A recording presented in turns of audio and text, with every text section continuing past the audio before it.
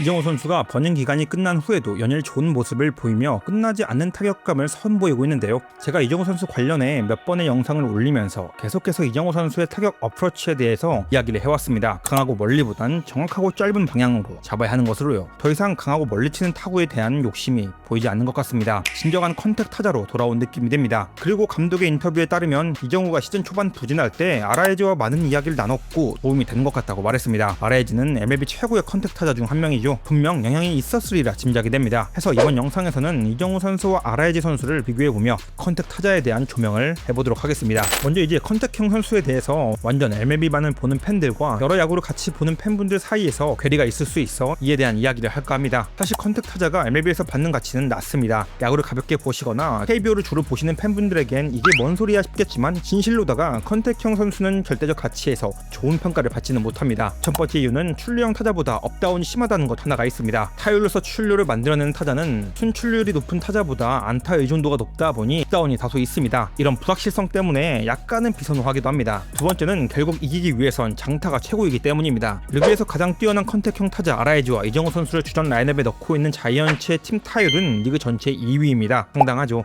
확률상 점수를 많이 내는 게 맞는 것처럼 보입니다. 하지만 OPS로 보면 자이언츠는 17위로 떨어지고 홈런이 80개로 리그 19위입니다. 팀 득점력도 316점으로 리그 23위로 떨어집니다. 그리고 MLB 30개 팀을 쫙 나열하면 자이언츠는 전체 28위 성적입니다. 팀 타율이 2위인 것하고는 전혀 관계가 없어 보이죠. 이게 MLB에서 타율의 가치가 이전과 같지 않다는 걸 보여주는 좋은 사례 중 하나라 볼 수 있습니다. 근데 그렇다고 이게 꼭 이 선수들의 가치를 평가절하해야 하는 이유가 되는 건 아닙니다. 질문을 바꿔 팀에 이런 타자가 한두 명 있는 게 문제가 될까요? 라고 한다면 전혀 그렇지 않습니다. OPS형 타자, 순출루가 높은 타자, 홈런 타자 등 각자 자신이 할 수 있는 야구가 있듯 이 컨택형 타자도 좋은 라인업에 묶인다면 자신의 가치를 제대로 보여줄 수 있는 기회는 충분히 있습니다. 특히 팀 타격이 뻑뻑할 때 이 선수들이 물꼬를 트여주는 역할을 해줄 가능성이 높고 짧은 안타라도 필요할 때 이런 선수들이 해줄 가능성이 다른 선수들에 비해 높습니다. 비교 가치가 떨어질 수는 있지만 컨택형 타자는 쓰레기야 라고 하는 건 그것도 잘못된 관점이지 않을까 생각합니다. 그래서 재미있는 게 요즘인데요. 아예 사장되다시피 했던 컨택형 타자들이 최근 다시금 늘어나고 있다는 점도 흥미롭습니다. 모두가 똑같이 홈런 타자, OPS형 타자를 지향했던 시대를 지나 이제는 다시금 다양하게 자신이 할 수 있는 야구를 하는 방향으로 틀어지고 있는 것 같아 좋은데요. 그럼 현재 이런 타자들은 MLB에서 대표적으로 어떤 타자들이 있을지 알아볼까요?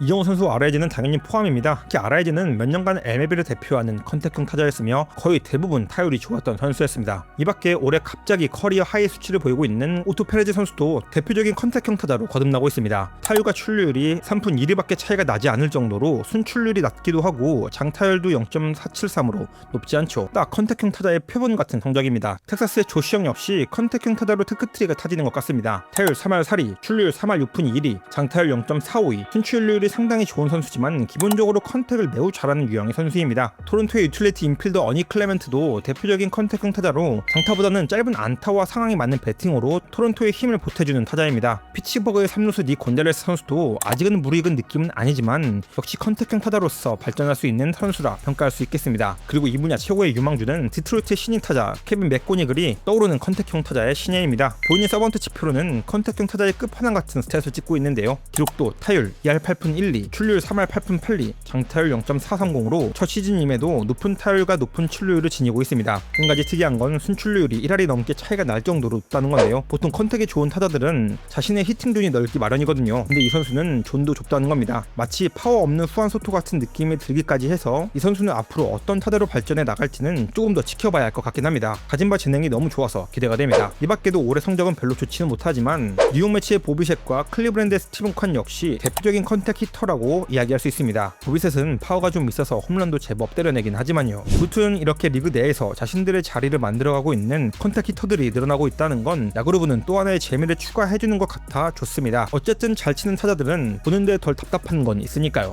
그런데 재밌는 건 컨택 히터들이라고 하더라도 모두가 다 비슷한 느낌은 아닙니다. 각자가 가지고 있는 메커니즘과 어프로치가 모두 다르기 때문이죠. 같을 수가 없습니다. 근데 유독 아라에즈와 이정우는 특히나 닮은 느낌이 더 있습니다. 서번트 지표를 보더라도 매우 유사성을 띠고 있죠. 마치 하나의 선수의 기록이 연도가 다르구나라고 해도 이상하지 않을 정도의 유사성을 띠고 있습니다. 이러기 쉽지 않은데 신기하죠. 근데 또 재미있는 건 이 두 선수의 메커니즘은 또 완전 다르다는 겁니다. 서 있을 때 배트의 기울기, 핸드의 위치부터가 판이하게 다릅니다. 아라에즈는 좌측 가슴팍 앞쪽으로 팔 앵글을 잡아두고 배트를 세워 고정시킵니다. 이정우 선수는 핸들을 머리 뒤쪽에 고정시켜놓고 배트를 살짝 기운 채 준비를 마칩니다. 그리고 런치 동작에 들어갈 때를 보면 낮은 자세와 더불어 뒤쪽으로 밸런스를 이동시켜 배트가 나갈 준비를 하는 게 RIG의 모습입니다. 반면 이정우 선수는 꼬임 동작만 더 가지고 할 뿐 무게중심 이동을 뒤로 옮기지도 한 게 다른데 결과는 참 비슷하고 유형도 비슷합니다. 그나마 딱 하나 비슷한 건 있습니다. 두 선수 모두 배트 헤드가 오래 뒤에 머문다는 거죠. 몸이 돌고 헤드가 출발할 때도 배트 헤드는 남아있다가 돕니다. 이정우 선수가 오래 좋아진 이유가 이 헤드가 더 오래 남아있기 때문이기도 합니다. 이전 안 될 때는 손이 먼저 쓰이는 느낌이 있었는데 잘하고 있는 요즘 손과 배트 헤드가 같이 도는 느낌이 1도 없습니다. 요즘 배트 돌리는 거 보면 배트 정말 아슬하게 간결하게 들어옵니다. 이게 아마도 RIG와 이야기하면서 신경 쓴 부분이지 않을까 싶습니다. RIG야말로 간결함의 극치거든요. 잠시 두 선수의 성적을 한번 비교해볼까요? WRC 플러스 128과 121로 비슷합니다. 참고로 WRC 플러스 120이면 좋은 타자라고 말합니다. 당연히 오피스도 유사합니다. 두 선수에게 가장 중요한 타율을 보면 타율도 3할 3푼 1리와 3할 2푼 1리로 비슷하죠. 출루율과 장타율에서 이정우 선수가 살짝씩 모두 높지만 역시 상당히 유사한 기록이라고 말할 수 있겠네요. 홈런 개수도 차이가 나지 않습니다. 안타 개수의 경우엔 RIG가 경기수가 더 많고 타순도 앞에서 나오는 빈도수가 높기에 개수가 훨씬 높습니다. 그리고 재밌는 건 볼넷 개수죠. 두 선수 모두 볼넷을 잘 못 얻는 타자들이라는 걸 알 수 있습니다. 아무튼 딱 봐도 그냥 비슷합니다. 코리안 RIG, 베네수엘라 이정우라고 말해도 이상하지 않을 정도로 비슷합니다. 이정우 선수가 앞으로 어떤 방향성을 잡고 나갈지는 모르겠지만 만약 올 시즌 이렇게 성공을 한다면 이런 방향성을 고수하지 않을까 싶습니다. 올해 이정우 선수의 어프로치가 분명 그리 말해주고 있습니다.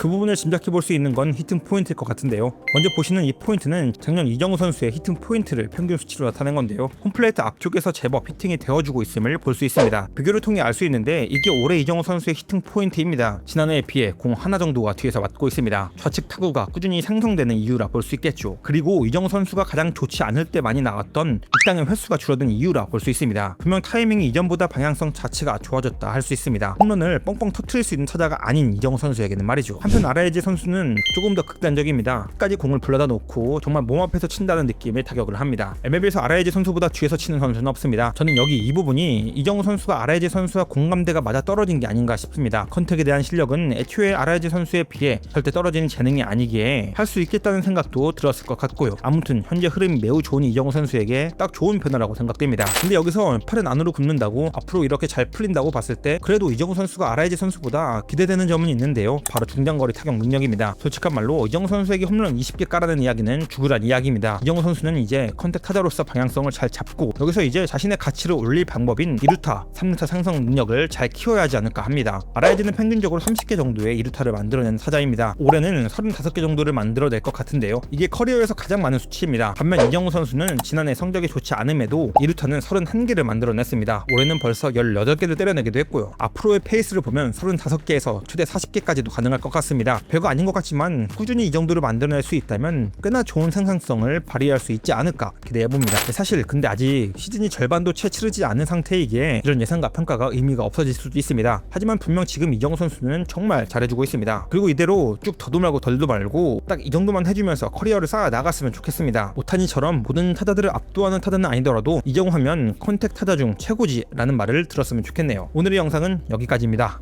감사합니다.